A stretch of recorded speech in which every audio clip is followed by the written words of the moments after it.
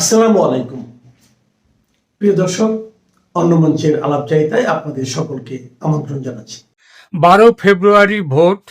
জনমনে প্রচুর সন্দেহ, এই ভোট আদৌ হবে কি না, কিংবা হলেও কি রকম হবে, মানে সেটা অহিংস না সহিংস, সফল না ব্যর্থ, এইসব নানা বিষয় নিয়ে জনমনে ব্যাপক প্রশ্ন। এই পরিস্থিতিতে ভোট হওয়া নিয়ে একটা বড় প্রশ্ন নতুন করে তুলে দিয়েছে নিহত ওসমান হাদির ইনকিলাব মঞ্চ। আপনাদের হয়তো মনে আছে, নিশ্চয়ই মনে আছে, 12 ডিসেম্বর হাদি আততায়ীর দ্বারা আক্রান্ত হওয়ার প্রায় সঙ্গে সঙ্গে হাদির সংগঠন ইনকিলাব মঞ্চ তারা দাবি করেছিল হাদি হত্যায় জড়িত আওয়ামী লীগ এবং আততায়ী ভারতে পালিয়ে গেছে। এরপর 18 ফেব্রুয়ারি সিঙ্গাপুরে হাদির মৃত্যু হয়। ইতিমধ্যে তার দল ইনকিলাব মঞ্চ সরকারকে আলটিমেটাম দিয়েছিল যে 24 দিনের মধ্যে হাদি হত্যার বিচার শেষ করতে হবে, নইলে দেশে নির্বাচন হতে দেয়া হবে না। সেই সময়সীমা শেষ হয়েছে। খুনির বিচার হওয়া দূরের কথা, পুলিশের চার্জশিট এখনো ঠিকমতো জমা পড়েনি।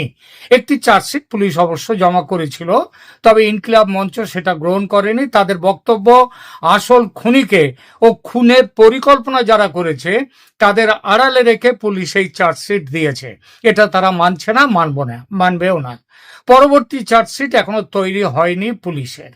এমন পরিস্থিতিতে যখন মিডিয়া এবং সরকারের নজর কেন্দ্রীভূত 12 ফেব্রুয়ারি নির্বাচনের ওপর, যখন পাবলিক অ্যাটেনশন থেকে ওসমান হাদি প্রায় অদৃশ্য হয়ে গেছে, তখন গতকাল 5 জানুয়ারিতে ইনকিলাব মঞ্চ হাদিকে নিয়ে নেমে পড়ল বিক্ষোভে। গতকাল থেকে ইনকিলাব মঞ্চের নেতৃবৃন্দ এবং ওসমান হাদির স্ত্রী ফাতিমা তাসলিম জুমা, তিনি প্রধান উপদেষ্টার বাসভবন যমুনার সামনে অবস্থান ধর্মঘট শুরু করেছেন। তাদের দাবি, পুলিশি তদন্তে তারা সন্তুষ্ট নন এবং তারা সরাসরি প্রধান উপদেষ্টার সঙ্গে কথা বলতে চান। তাদের প্রধান দাবি হলো, আন্দোলনকারীরা এখন আর কেবল ঘরোয়া তদন্তের ওপর আস্থা রাখতে পারছেন না। তাদের বর্তমান দাবি হলো, হত্যাকাণ্ডের নিরপেক্ষ তদন্তে জাতিসংঘের সরাসরি হস্তক্ষেপ চাই। দ্বিতীয়ত, পুলিশের জমা দেওয়ার চার্জশিট তারা প্রত্যাখ্যান করেছে, যেহেতু তারা মনে করে এতে রাঘব বোয়ালদের আড়াল করা হয়েছে। এর অর্থ রাঘব বোয়ালরা আছেন তাহলে তৃতীয়ত, হত্যাকাণ্ডের নেপথ্য পরিকল্পনাকারীদের দ্রুত চিহ্নিত করে গ্রেপ্তার করতে হবে। কেন এই কৌশল পরিবর্তন করলো হঠাৎই এই ইনকিলাব মঞ্চ? রাজনৈতিক বিশ্লেষকদের মতে, নির্বাচন বন্ধ করা যত না, তার চেয়ে বিচারের প্রক্রিয়াকে আন্তর্জাতিকভাবে নিশ্চিত করা তাদের কাছে এখন বেশি বাস্তবসম্মত মনে হচ্ছে। প্রথমে তারা বলেছিল নির্বাচন বন্ধ করে দেব যদি না এর মধ্যে খুনিদের ধরা হয়, ইত্যাদি ইত্যাদি। ইনকিলাব মঞ্চের সদস্য সচিব আব্দুল্লাহ আল জাবের তিনি জানিয়েছেন যে জাতিসংঘের অধীনে তদন্তের ঘোষণা না আসা পর্যন্ত তারা যমুনার সামনে থেকে সরবেন না। তারা যমুনার সামনে বসে গেছেন অবস্থান বিক্ষোভে। বর্তমান পরিস্থিতি কি রকম?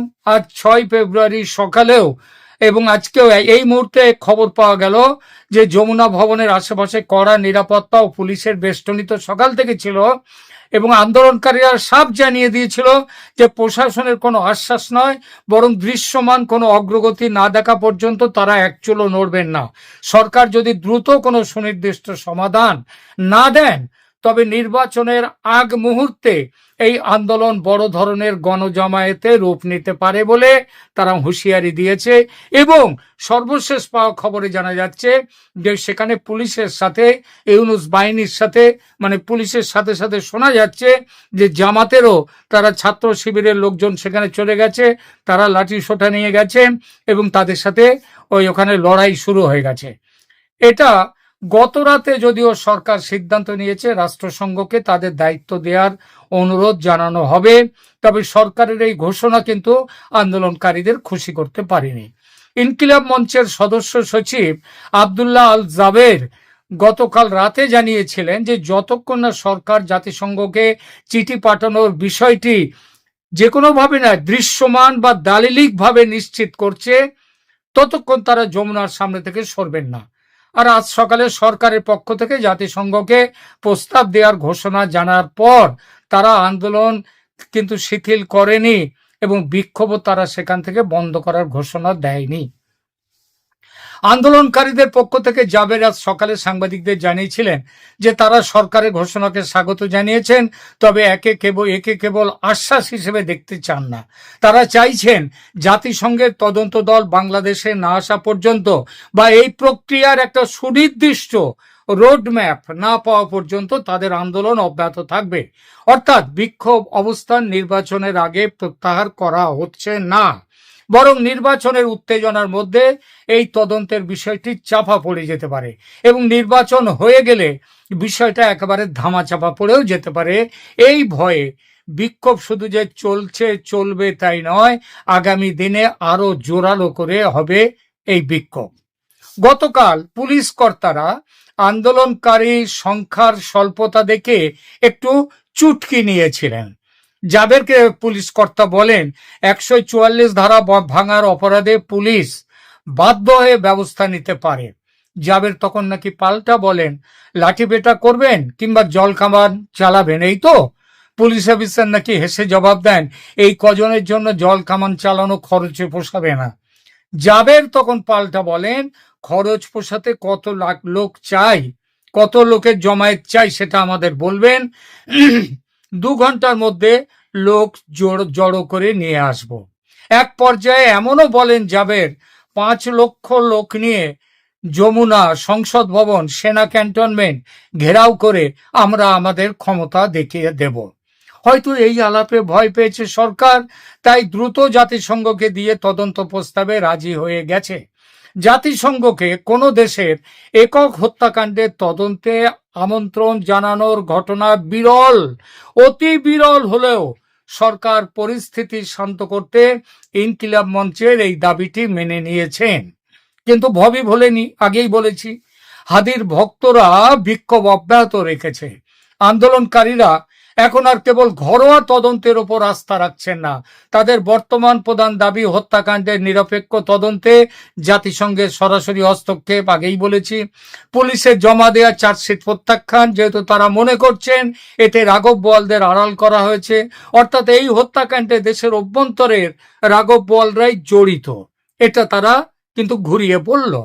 হত্যাকাণ্ডের ঘাতক ভারতে আছে কিনা সে প্রশ্ন এখন পেছনে সরিয়ে রেখে ইনকিলাব মঞ্চ এখন চাইছে নেপথ্য পরিকল্পনাকারীদের দ্রুত চিহ্নিত করে গ্রেপ্তার করা, মানে এই নেপথ্য পরিকল্পনাকারীরা দেশেই আছে।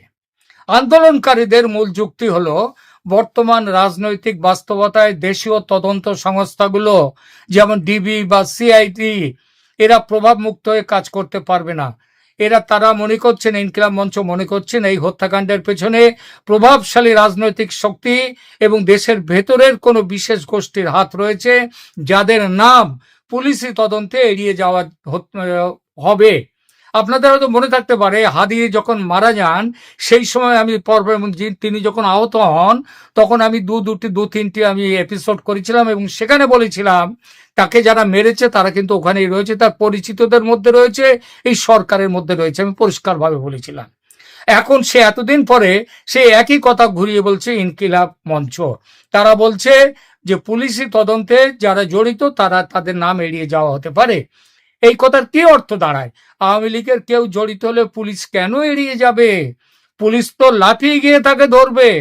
সুতরাং ইঙ্গিত এই সরকারের মধ্যে থাকা ব্যক্তিদের নিয়ে। একদিকে ইনকিলাব মঞ্চ যখন হাদি হত্যার অভিযোগের তীর ঘুরিয়ে দিয়েছে সরকারের দিকে, সরকারের ভেতরে থাকা মানুষদের দিকে, তখন উল্টো দিকে সরকারের দিক থেকেও অন্য সংকেত আসা শুরু হয়ে গেছে। উঠে আসছে একটি কনস্পিরেসি থিওরি বা ষড়যন্ত্র তত্ত্ব। এ নিয়ে সরাসরি কোনো অকাট্য প্রমাণ কেউ কোথাও দিচ্ছেন না, কিন্তু অন্তর্বর্তীকালীন সরকারের ভেতর এবং বাইরে থাকা বিভিন্ন মহলের সন্দেহ ও প্রাসঙ্গিক কিছু রাজনৈতিক সমীকরণ বলছে ইনকিলাব মঞ্চের পেছনে আছে আওয়ামী লীগ এবং ভারতের গোয়েন্দা সংস্থা র।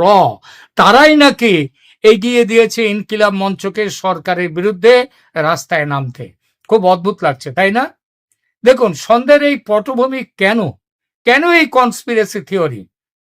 ইউনূস সরকারের কোন সমর্থক বা গোয়েন্দা সংস্থার, সরকারের গোয়েন্দা সংস্থার মতে এই সন্দেহের পেছনে কিছু যুক্তি কাজ করছে। 12ই ফেব্রুয়ারি 2026-এর নির্বাচনকে ঘিরে যখন দেশ প্রস্তুতি নিচ্ছে, ঠিক সেই মুহূর্তে ইনকিলাব মঞ্চের মতো একটি সংগঠনের যমুনা ঘেরাও কর্মসূচি সরকারকে বড় চাপে ফেলে দিয়েছে। এবং যারা সন্দেহ করছেন যে এর পেছনে ভারত কিংবা রয়ের হাত আছে, তারা মনে করেন যদি এই আন্দোলনের ফলে বড় কোনো সংঘর্ষ ঘটে, তবে সরকার দেশে জরুরি অবস্থা জারি করতে বা নির্বাচন পিছিয়ে দিতে বাধ্য হবে, যা আদতে আওয়ামী লীগের জন্য কৌশলগত সুবিধে বয়ে নিয়ে আসবে। আর আওয়ামী লীগের রাজনৈতিক অবস্থান কি? আওয়ামী লীগ শুরু থেকে এই অন্তর্বর্তীকালীন সরকারকে অবৈধ বলে আসছে। অবৈধ সরকারকে অবৈধ বলাটাই স্বাভাবিক। নির্বাচন ভণ্ডুল হওয়া বা অস্থিতিশীল পরিবেশ তৈরি হওয়া তাদের জন্য পুনরায় রাজনীতিতে ফেরার একটা সুযোগ তৈরি করে দিতে পারে। এবং এবং ভারতের যোগসূত্র নেই গুঞ্জন এ কারণেই। বাংলাদেশের রাজনীতিতে ভারতের গোয়েন্দা সংস্থা রর প্রভাব নিয়ে দীর্ঘদিন, মানে ওই যে আপনারা নিশ্চয়ই বুঝতে পেরেছেন আমি যেটা বলছি, রিসার্চ অ্যান্ড অ্যানালিসিস উইং, তার প্রভাব নিয়ে দীর্ঘদিনের একটা বিতর্ক রয়েছে। যাই কিছু হয়, সব মানে যা কিছু ঘটে গিন্নি বটে, গিন্নি বলেন কেষ্টা বেটাই চোর। তো এখানেও হয়েছে তাই। যাই ঘটুক না বাংলাদেশে, তার পেছনে রয়ের হাত দেখা হয়। বর্তমান প্রেক্ষাপটেও সন্দেহ করা হচ্ছে যে ভারতের স্বার্থে বাংলাদেশে একটি স্থিতিশীল কিন্তু বন্ধুত্বপূর্ণ সরকার প্রয়োজন। যদি বর্তমান সরকার নির্বাচনের মাধ্যমে বড় পরিবর্তনের দিকে যায় এবং সেই যাওয়াটা যদি ভারতের অনুকূলে না হয়, তবে অস্থিতিশীলতা তৈরি করে সেই প্রক্রিয়াকে বিলম্বিত করা বা নিয়ন্ত্রণ করার চেষ্টা ভারতের থাকতেই পারে। আর এই লক্ষ্যগুলোকে সামনে রেখে ইনকিলাব মঞ্চকে নাকি খাড়া করেছে এবং আওয়ামী লীগ। তাদের মতে ইনকিলাব মঞ্চ বর্তমানে চর বা দালালে পরিণত হয়েছে এই আওয়ামী লীগ এবং ভারতের। তবে এখানেও কিছু প্রশ্ন আছে। ইনকিলাব মঞ্চ নিজেই ভারত বিরোধী অবস্থানের জন্য পরিচিত। তারা প্রায়ই ভারতীয় আধিপত্যবাদের বিরুদ্ধে কঠোর বক্তব্য দেয়। তাই তাদের সঙ্গে রয়ের যোগসাজশের তত্ত্বটি কিন্তু খুব একটা মেনে নেওয়া যায় না। একই সঙ্গে আওয়ামী লীগের সঙ্গেও যে ইনকিলাব মঞ্চের ইতিহাসটাও কিন্তু খুব একটা সুবিধের নয়, ভালো নয়। ইনকিলাব মঞ্চ মূলত আওয়ামী লীগ বিরোধী একটা প্ল্যাটফর্ম। তারা জুলাই গণ অভ্যুত্থানে অন্যতম সক্রিয় শক্তি ছিল এবং আওয়ামী লীগকে নিষিদ্ধ করার দাবিতে তারা সোচ্চার ছিল। শরীফ ওসমান হাদি হত্যাকাণ্ডের জন্য তারা সরাসরি আওয়ামী লীগ ও তাদের সহযোগীদের দায়ী করে আসছে। ভারতে খুনির পালাবার কথা তারাই বলেছে। কিন্তু সরকারের তরফ থেকে উপদেষ্টা নাহিদ ইসলাম বা মাহফুজ আলমরা বিভিন্ন সময়ে তৃতীয় পক্ষের ষড়যন্ত্র নিয়ে সতর্ক করেছেন। তবে তারা সুনির্দিষ্টভাবে ইনকিলাব মঞ্চকে আওয়ামী লীগ বা ভারতের এজেন্ট হিসেবে সরাসরি অভিযুক্ত করেননি এখনো। কিন্তু সন্দেহের একটা কাঁটা তাদের কথার মধ্যে আছে এবং সে কাঁটা কিন্তু ইনকিলাব মঞ্চকে লক্ষ্য করেই। মনে রাখতে হবে, হাদি কিন্তু ঢাকা ৮ আসন থেকে এনসিপি বা জামাতের বিরুদ্ধে স্বতন্ত্র প্রার্থী হিসেবে লড়াইয়ের প্রস্তুতি নিচ্ছিলেন। এবং এটাও মনে রাখতে হবে, এমন অনেক ঘটনা ইতিহাসে ঘটেছে যে আপাতভাবে প্রচন্ড শত্রুতা, কিন্তু আড়ালে গভীর সম্পর্ক এবং যোগাযোগ থাকে অনেকের মধ্যে। অর্থাৎ আপাত শত্রুতা হয় গোপন সম্পর্ক আড়াল করার জন্যে। যেভাবে হাদির হত্যার সঙ্গে সঙ্গে আওয়ামী লীগ ও ভারতকে জড়িয়ে অভিযোগে নেমে পড়েছে ইনকিলাব মঞ্চ প্রমাণ ছাড়াই, তাতে এমন সম্ভাবনা উঠেই যায়। রাজনীতিতে একটি অত্যন্ত গভীর ও জটিল দিক হলো এটা। রাষ্ট্রবিজ্ঞানে একে কি বলে জানেন? একে বলে ফলস ফ্ল্যাগ অপারেশন বা নিয়ন্ত্রিত বিরোধিতা, কন্ট্রোলড অপোজিশন। ওসমান হাদির হত্যাকাণ্ডের পর ইনকিলাব মঞ্চের ভূমিকা নিয়ে যে সন্দেহগুলো জোরালো হচ্ছে তা যুক্তিহীন এমন নয়। প্রথমত, প্রমাণহীন দ্রুত অভিযোগ। হত্যাকাণ্ডের তদন্ত যখন শুরুই হয়নি, সঙ্গে সঙ্গেই প্রায় বলেছে যে এটা ভারত করেছে এবং আওয়ামী লীগ করেছে। তাদেরকে ভারত এবং লীগকে জড়িয়ে আক্রমণাত্মক প্রচারণা চালানো, এটা অনেককে ভাবিয়ে তুলেছে। যদি এটা সত্যি আওয়ামী লীগের কাজ হতো, তবে তারা সাধারণত এ ধরনের চাঞ্চল্যকর খুনের দায় নিতে প্রত্যক্ষভাবে যেভাবে খুন হয়েছে ওইভাবে খুন করতেন না। অভিযোগের তীরের অভিমুখ এমনভাবে সেট করা হয়েছে যা সাধারণ মানুষের আবেগকে মানে ভারত বিরোধিতাকে খুব সহজে উস্কে দেয়।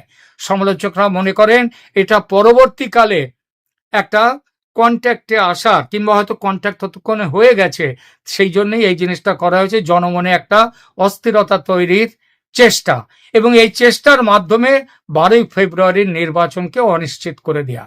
দ্বিতীয়ত, কেন রাগ ইনকিলাব মঞ্চের? কারণ ক্ষমতার মধু ও বঞ্চনার তত্ত্ব। ইনকিলাব মঞ্চ মূলত জুলাই গণ অভ্যুত্থানের মাধ্যমে সামনে আসা একটা শক্তি। অনেকের মতে গণ অভ্যুত্থানের পর যখন উপদেষ্টা পরিষদে বা রাষ্ট্রীয় নীতি নির্ধারণে ইনকিলাব মঞ্চকে কোনো গুরুত্ব দেওয়া হয়নি, তখন থেকেই তাদের মধ্যে ক্ষোভ তৈরি হয়েছে, আর এজন্য তারা নিয়েছে একটা বিপরীতমুখী অবস্থান।